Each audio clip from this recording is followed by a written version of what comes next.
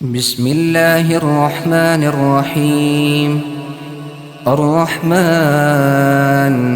علم القرآن، خلق الإنسان علمه البيان.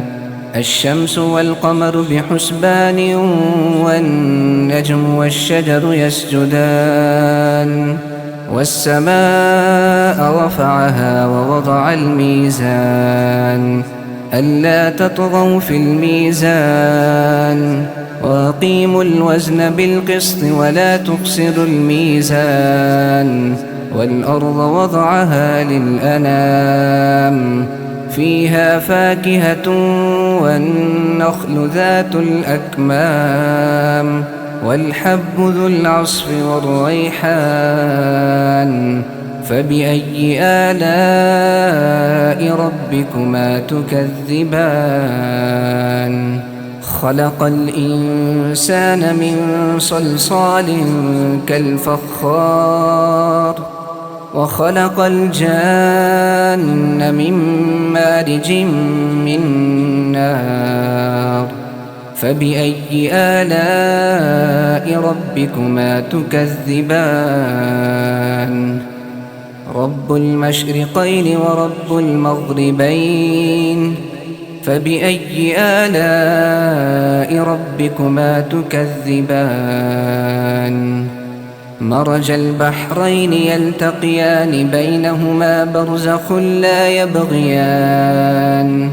فبأي آلاء ربكما تكذبان؟ يخرج منهما اللؤلؤ والمرجان. فبأي آلاء ربكما تكذبان؟ وله الجوار المنشآت في البحر كالأعلام. فبأي آلاء ربكما تكذبان؟ كل من عليها فان، ويبقى وجه ربك ذو الجلال والإكرام. فبأي آلاء ربكما تكذبان؟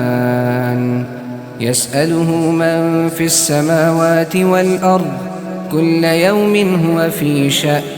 فبأي آلاء ربكما تكذبان؟ سنفرغ لكم أيها الثقلان. فبأي آلاء ربكما تكذبان؟ يا معشر الجن والإنس إن استطعتم أن تنفذوا من أقطار السماوات والأرض فانفذوا، لا تنفذون إلا بسلطان. فبأي آلاء ربكما تكذبان؟ يرسل عليكما شواظ من نار ونحاس فلا تنتصران. فبأي آلاء ربكما تكذبان؟ فإذا انشقت السماء فكانت وردة كالدهان. فبأي آلاء ربكما تكذبان؟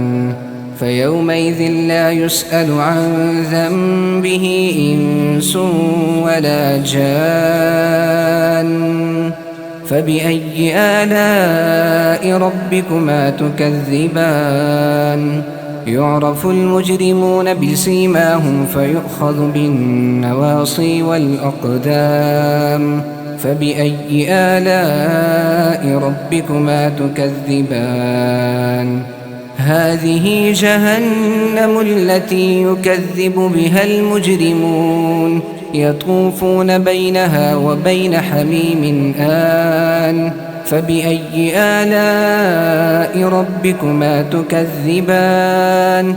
ولمن خاف مقام ربه جنتان، فبأي آلاء ربكما تكذبان ذواتا أفنان فبأي آلاء ربكما تكذبان فيهما عينان تجريان فبأي آلاء ربكما تكذبان فيهما من كل فاكهة زوجان فبأي آلاء ربكما تكذبان متكئين على فرش بطائنها من استبرق وجنى الجنتين دان فبأي آلاء ربكما تكذبان فيهن قاصرات الطرف لم يطمثهن إنس